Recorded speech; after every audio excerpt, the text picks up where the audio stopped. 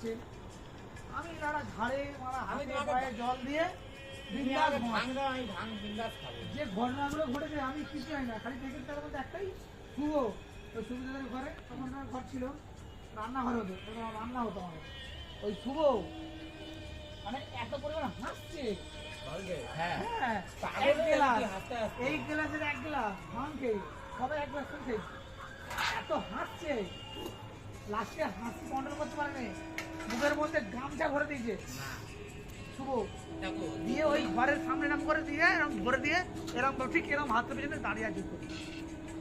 আর তুমি এত করছে বলছে কারখানায় লাউড়া এতগুলো ছেলে কিরকম হয়ে যাচ্ছে না বলছে। হ্যাঁ বলছি বলছে দীপক বলছে, দীপক ছিল তখন, দীপক ছিল